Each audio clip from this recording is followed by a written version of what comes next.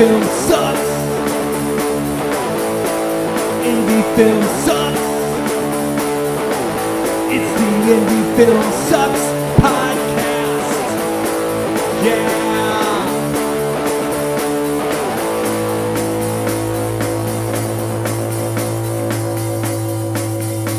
Coming at you from the mean streets of St. Louis, from a basement on South Broadway, the Indie Film Sucks podcast.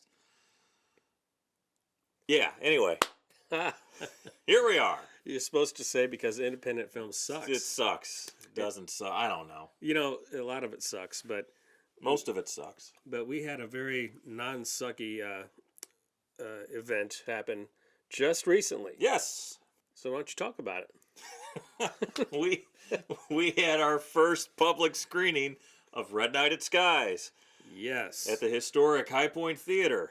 Finally, we was able to get it out for other people to see, Yes.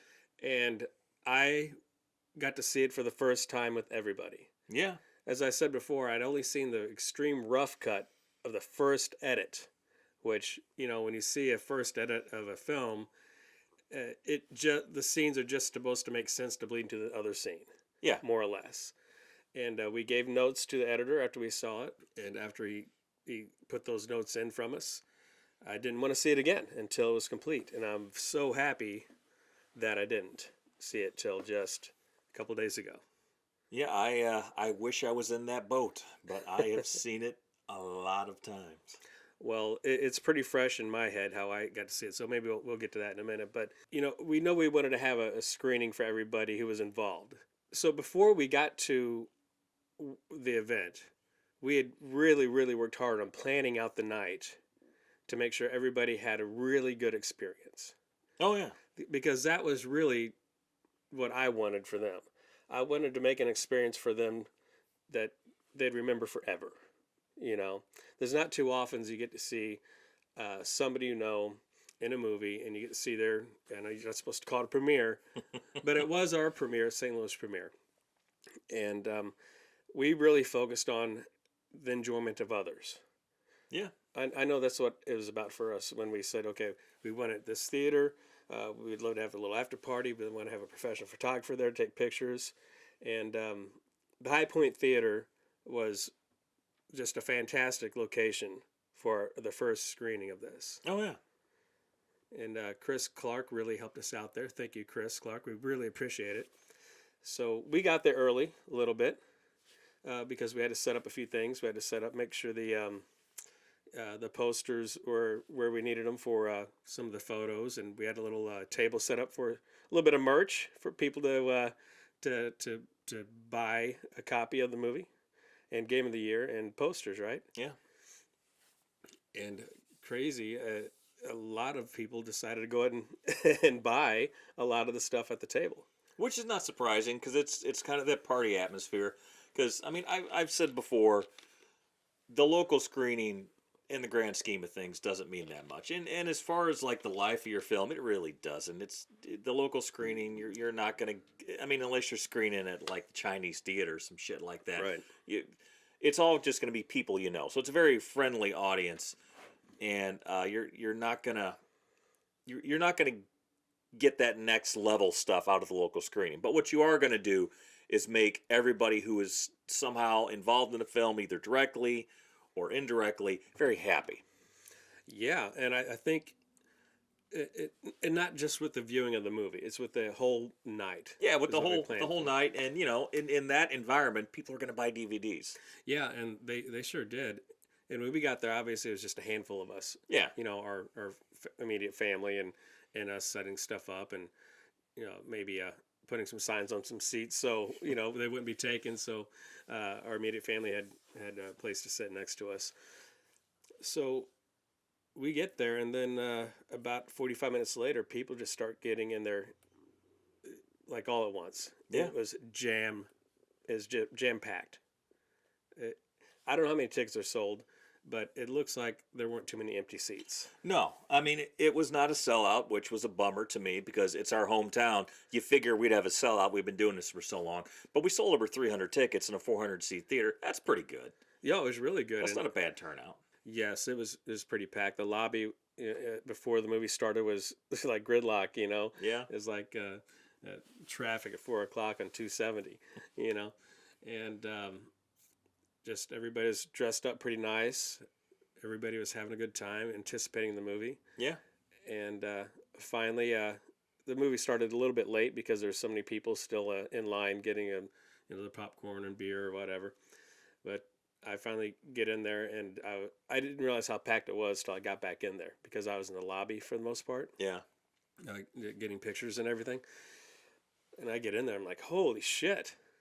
Wow, this is great. I hope everybody is experiencing what we wanted them to experience, which is when it's packed lobby, and people are elbow to elbow. It creates another type of level to your atmosphere. It's very, very energizing. Yeah, and the important thing I've always thought about doing local screenings, which I've done since my very first short film. In I guess we screened it in 2000, so 23 years ago, the very first short film I did, we had a screening for that, and every subsequent movie is because so many people work on things that either never get finished or never see the light of day. And you can ask anyone who's worked in film in any capacity at this lower budget level, do you have projects that you have never seen? I would say it's probably going to be almost 100%. Yeah, there are things I've worked on that I've never seen. I probably never will see. I absolutely have, and there's some things I'm very happy never made it to the light of day. To be honest, whether it be a commercial or a independent feature film,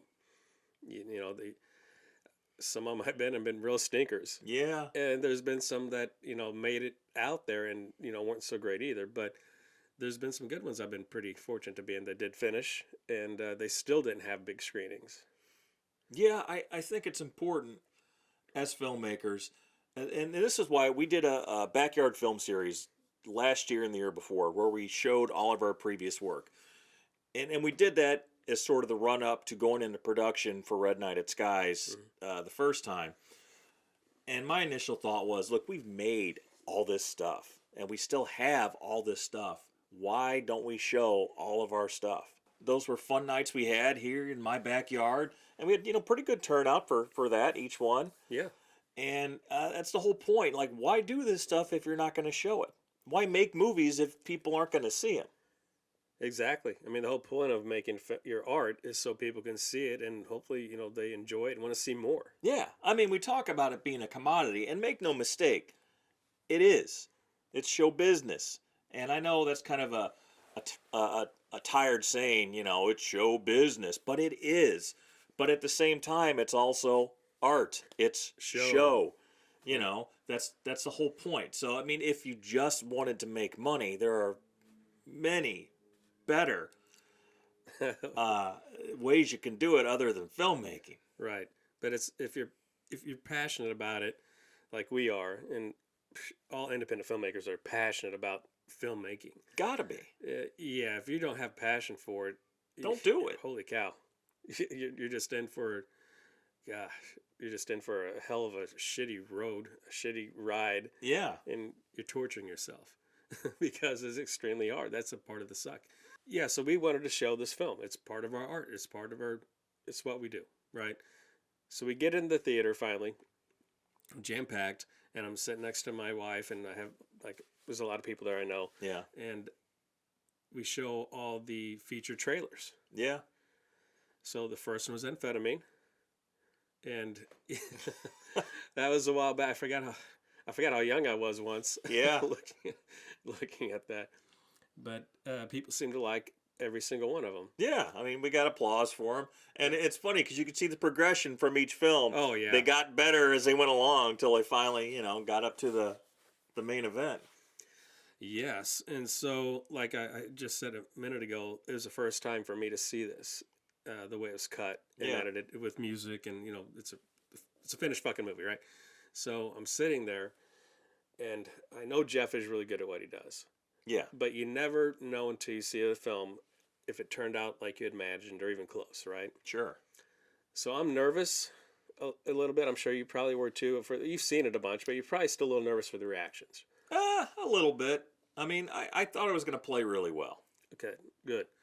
You, like you said, you always believed in it. And I believed in the film too. we start the movie, and within the first 60 seconds opening, the way it was cut, Because you'd never seen the opening credits before. no, I was like, oh, fuck. All right, this is gonna be good. Yeah. I think Jeff went far beyond what I expected him to, and then the movie goes, and I forgot how many. It's an action horror film, Yeah. easy, but it also has some drama in it, Yeah. some real heartfelt stuff, and it also has some good humor. Yeah. And people were laughing out loud Yeah. in some certain areas, which I'd forgotten, that there is some little areas in there where people can laugh, but some places I didn't expect to laugh and got them, And then also you see the suspense building up, and people are jumping a little bit here and there, and wincing at some parts of it because of just the sheer. I guess the horror aspect of it. There's definitely some creepy shit in there. So the movie has some drama, has some comedy, has some action, and some horror stuff in it. So it's got a little bit of everything in it. Mm-hmm. And I just thought the way you directed and all the actors killed it. God damn, I was so impressed with all the acting. Yeah.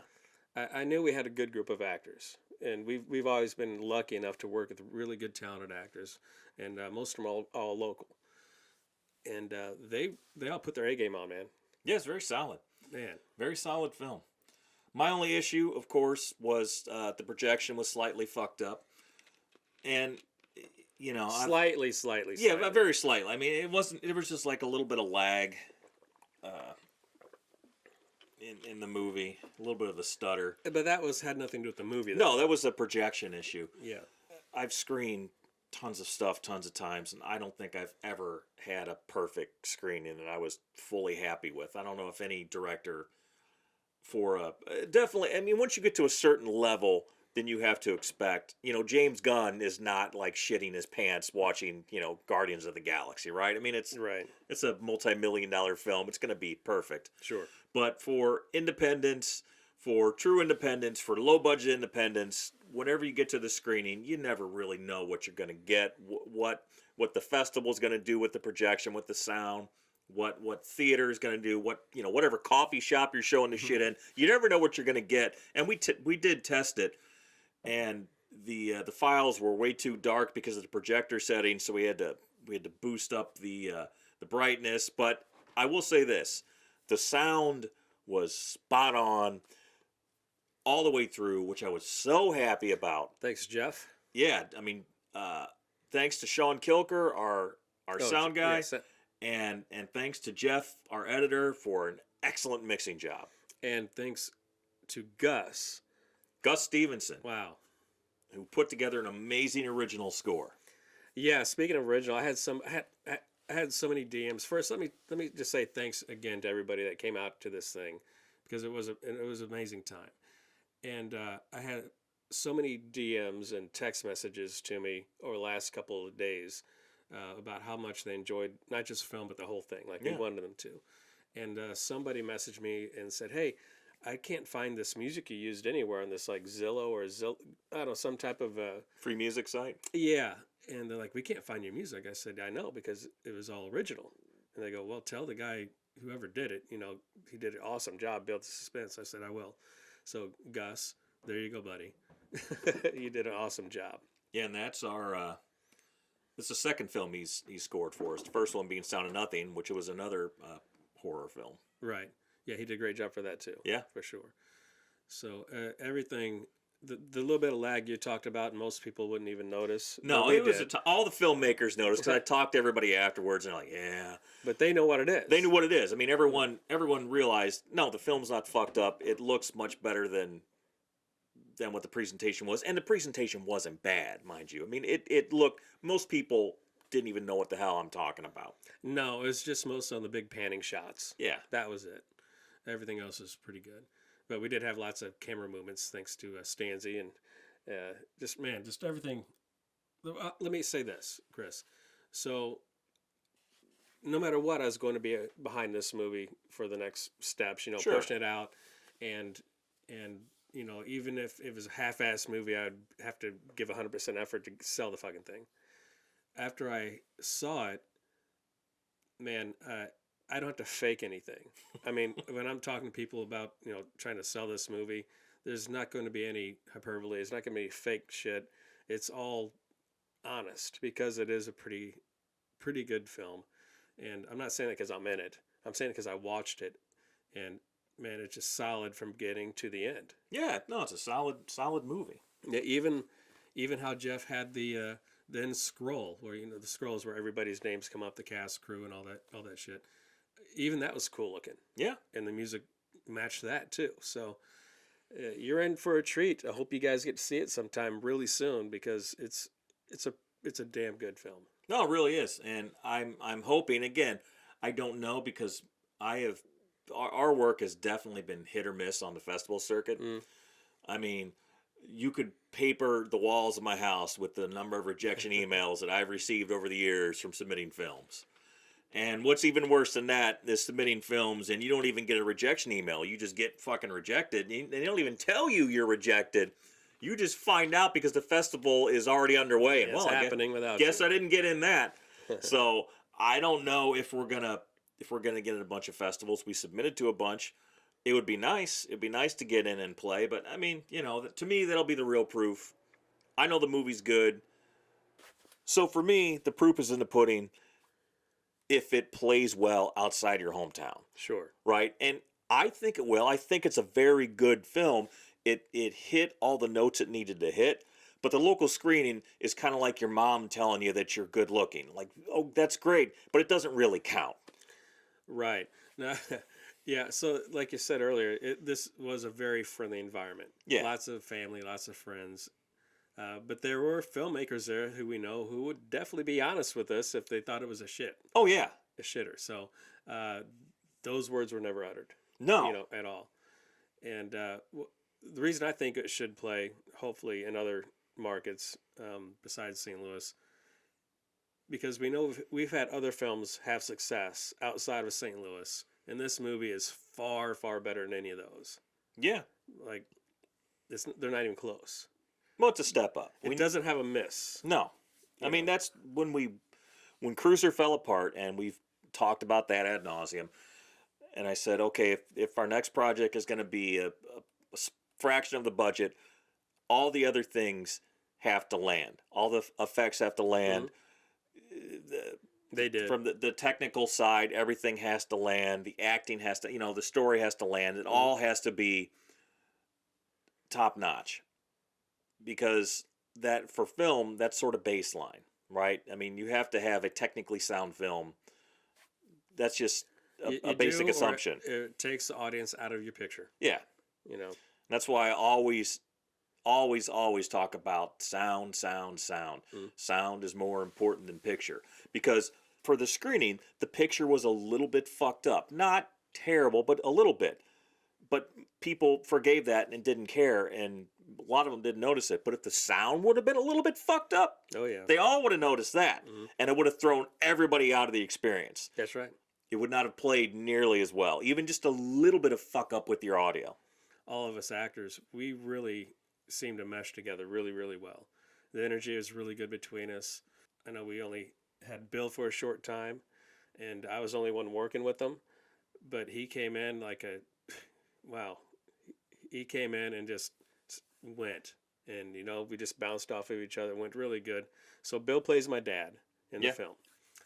And you couldn't tell me that he wasn't my dad or I wasn't his son.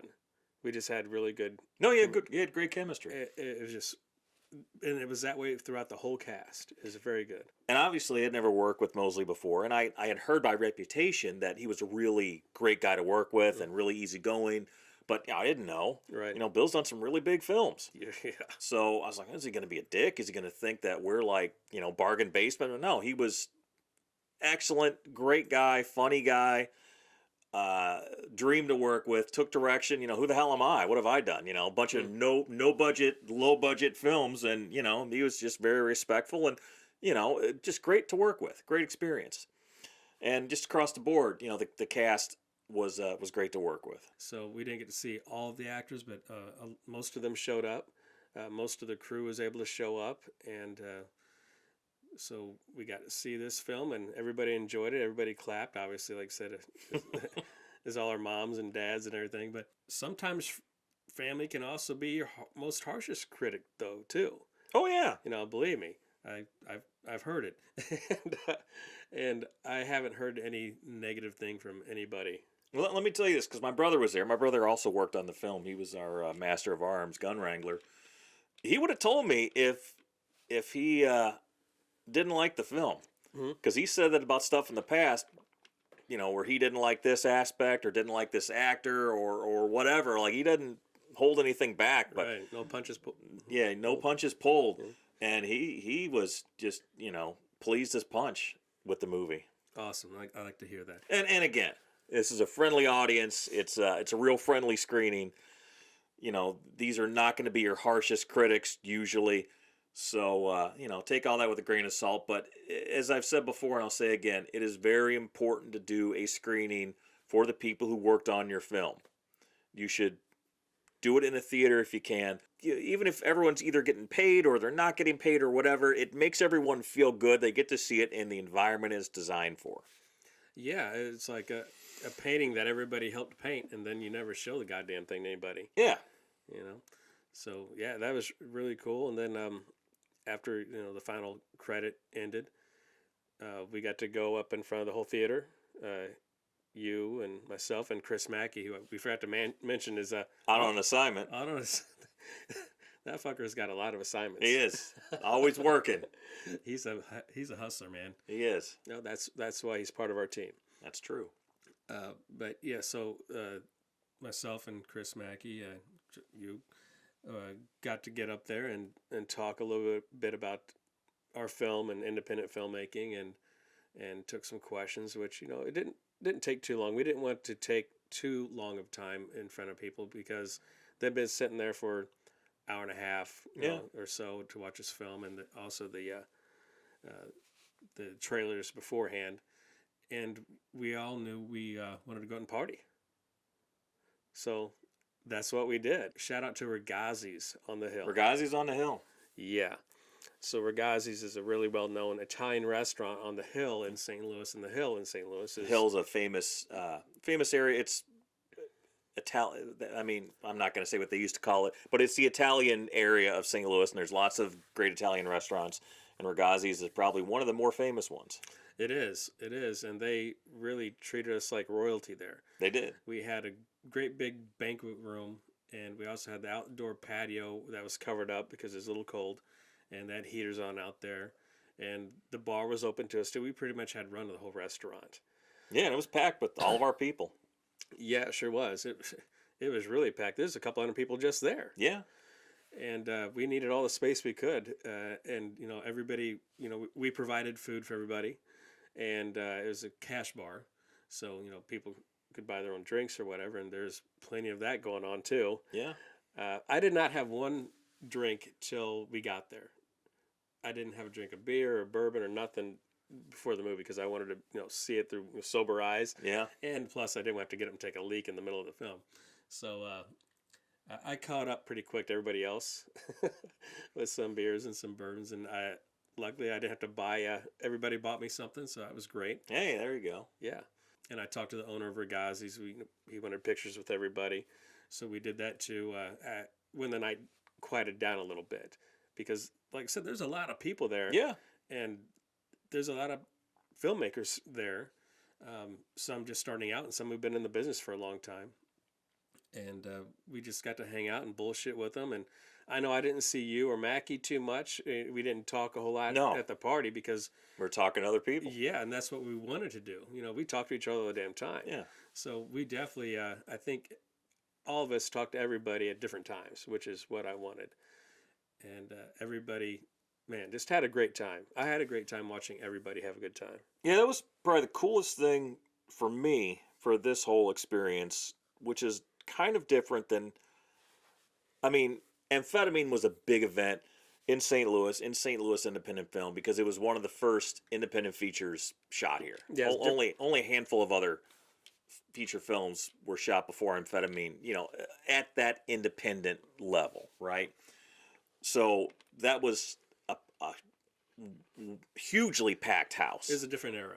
This one, the thing that I appreciated so much were all the other local filmmakers who had no involvement really in our film, who were there supporting us. That's right. It just feels like lately the local community has really been coming together. And we, this is a whole nother subject, but we have to come together. We do. We have to come together to build infrastructure here, to help each other out. Yeah, because nobody's going to do it for us. No, it takes a lot of hard work. But yeah, so yeah, I got to talk with a lot of them throughout the night. Saw some beforehand, and I know they're just waiting to see the movie. And as a filmmaker, we all do our own thing, but we really want people to succeed. And Yeah, they wanted ours to succeed too. I can tell by the way they're talking, and it looked to me they enjoyed it, yeah.